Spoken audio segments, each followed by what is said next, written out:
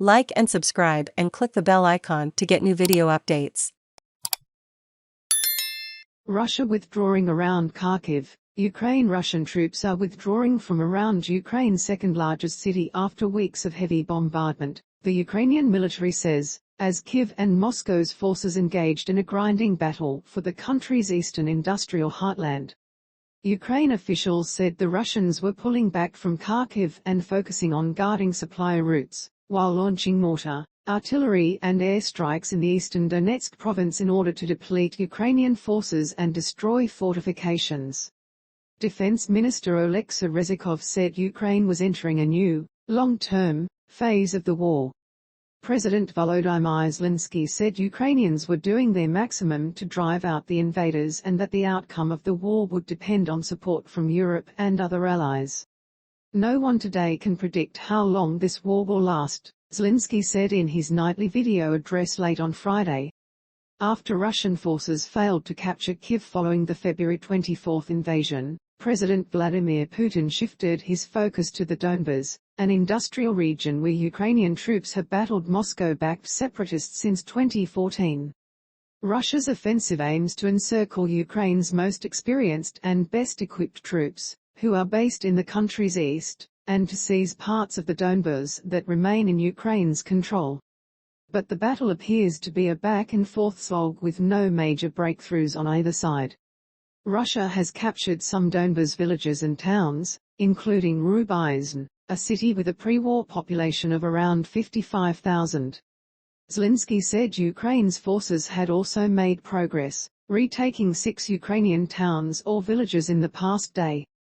Ukraine has also driven Russian forces back around Kharkiv in the north. The largely Russian-speaking city was a key Russian military objective in the early phase of the war, when Moscow was still hoping to capture and hold major Ukrainian cities, and endured weeks of intense shelling. The Institute for the Study of War, a Washington-based think tank, said Ukraine appears to have won the Battle of Kharkiv. It said, Ukrainian forces prevented Russian troops from encircling, let alone seizing Kharkiv, and then expelled them from around the city. Regional Governor Oleksiy Reznikov said in a post on the Telegram messaging app that there had been no shelling attacks on Kharkiv in the past day. He said Ukraine had launched a counteroffensive near Izium, a city 125 kilometers south of Kharkiv that has been under effective Russian control since at least the beginning of April. Fighting was fierce on the Siversky Donets River near the city of Severodonetsk, where Ukraine has launched counterattacks but failed to halt Russia's advance, said Oleksiy, an independent Ukrainian military analyst.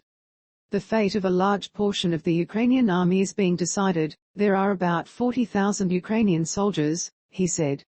However, Russian forces suffered heavy losses in a Ukrainian attack that destroyed a pontoon bridge they were using to try to cross the same river, the largest in eastern Ukraine, in the town of Byloho River, Ukrainian and British officials said, in another sign of Moscow's struggle to salvage a war gone awry.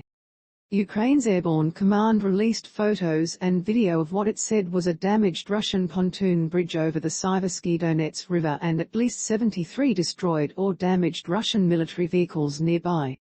Britain's Defense Ministry said Russia lost significant armored maneuver elements of at least one battalion tactical group in the attack.